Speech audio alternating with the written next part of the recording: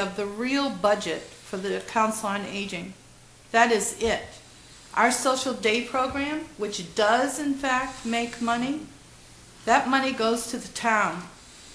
Okay, so of the 50 some odd thousand that we produced from our social day program in the past 12 months, 6,000 of it came back to the social day program to pay for supplies, food, and activities. Period. Okay?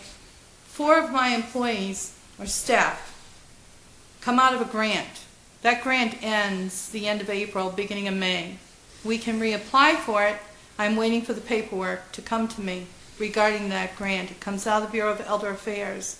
But in January at a training session for the Bureau, I learned that I will lose a percentage. I assume I will lose 40 hours or more per week.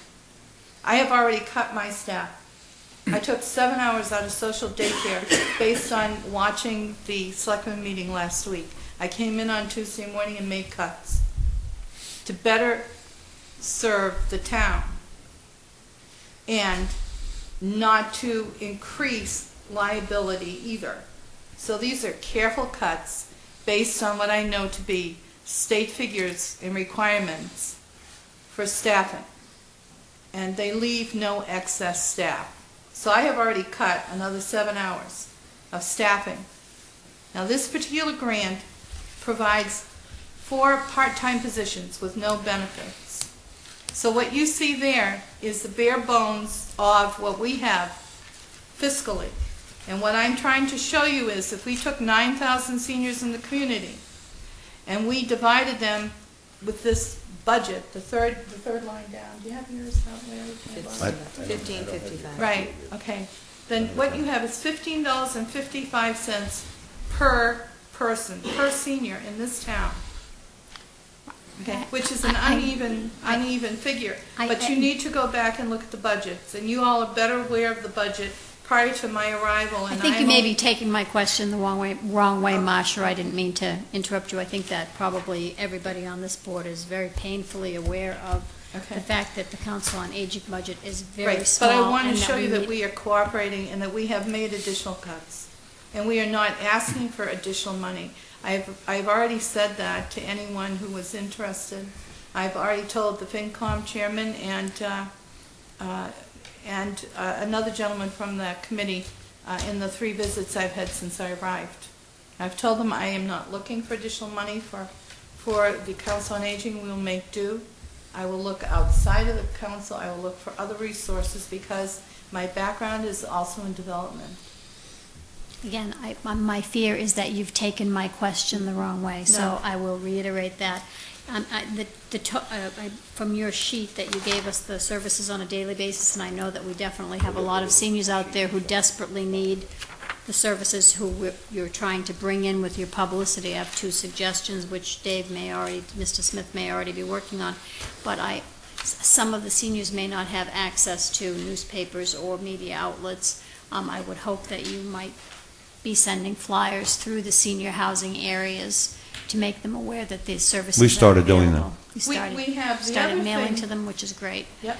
The other thing we are doing is we are getting on the town bulletin board on the local local cable community. I would imagine that Dave would be a good asset for that. And I've also asked that we look for an interpreter so that we are providing for our diverse population. Not only will we provide information on how to fill out an application, what paperwork you need to bring to us for food stamps, fuel assistance, mass health. We're going to do it in other languages and in American Sign so that there is no reason that we cannot serve our diverse population of Wareham in an appropriate manner and provide information in other languages for people to benefit from. Sure. So my bottom line question is about how many seniors out of those 9,000 potential people we could be helping do you think you're currently serving? So I just took a quick glance at this. I'm sorry? What percentage of that total? What percentage of the 9,000 people are we providing services for? And I can give you a guess. I just wondered. Yeah, I can give you a guesstimate. On a monthly basis, we are transporting 1,500 people. Okay? We see 800 people for other services during the course of a month. We serve meals, we serve 1,660, I believe it is off the top of my head, meals in a month. Sure, but those are some of them are repeat Right. customers, I would assume, you know, that, Right, but these are That's the our number of daily meals, right, services, sure. and this is the amount of money that we utilize per person. I know what you're getting at, but this department has not tracked as efficiently as could be. Right. And we have implemented new tracking methods. Good. Because they're great when you're working on grants, or Sure. when you want to be able to do accurate reports for the state or the federal government, you need in the town. So we are, when I got here 10 weeks ago, I discovered that there was a very inefficient method of keeping track of where the department had been going, how many people it served, and we are implementing new programs to better manage that information. So that should you wish me to come back at a later date, I could probably come back and give you it off the top of my But head. I think just to generalize your question, though, even if you took a tenth of 9,000 and you said 900, and you multiply the other figure by 10, you're only spending $150 per senior for the whole year. right, but this is So- just the annual budget, it's not what you get in grants as well. So Right. I'm just looking for, you know, maybe a little, Right. Well, if you're looking at grants, what you got in grants last year was about 28,000. not a lot. through And the hopefully Bureau we're of going to get Elder more Affairs. with your efforts, which is great. Well, I'll say the school department's got about 5 or 6 million in grant that Right. isn't in their That budget isn't in either, their so, budget you either. know. Right. Right. I was just All right. trying to get at how many people I know you you think have that we really are plenty of things serving. written there. No, I'll Thank be you. very quick. Okay. I'll be brief. I'm sorry. And I have one, I'm done. one comment. All right, for Selectman him. Savageau? I'll try and make it brief. It sounds to me like, irrespective of the data, you're getting some real efficiency out of the dollars in the budget. So, one of the things I think maybe this board can do to support our seniors in the Council on Aging is, in fact, to consider a revolving fund of the money generated in the daycare to keep it in your budget. And I would certainly support that. $50,000 in the grand scheme, based on what you could produce with that, seems to me to be real efficiency. But just to touch on a few of the comments that you made earlier about the problem in the town of Wareham with our seniors is, and these demographic trends are permanent. They're not going to change in the town of Wareham. And I can tell you, as a professional financial planner for the last 25 years, the most staggering fact of aging that I have personally witnessed is that people become poor. Mm-hmm. They weren't poor their whole lives. They became poor as they aged. As they aged, a lot of things happen in life to seniors.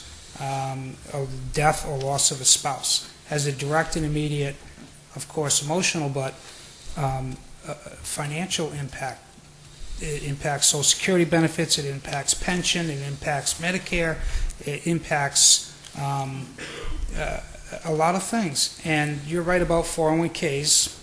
I'm in the investment business, and I've seen people get devastated. But seniors in particular, I know nationally are burning through what's left at a rate of 15% per year. 15% of 401ks are being spent at rock bottom share values, when in fact 4% is the safe and assumed number. So though 401ks are rapidly disappearing, and they're not going to be there in the later years when they're most needed. I know inflation is the most insidious risk to seniors. That's the danger of living too long, because the value of your money is decreasing the longer you live. And that's the not so nice part of living a long life. I just read a statistic this morning that half of all housing sales in southeastern Massachusetts were bank foreclosures. And I would suspect that a great deal of those are seniors who no longer can afford to keep their homes. That's why things like assisted living are impossibly expensive for seniors. It's not even on the table. If they don't get family support, they become wards of the state.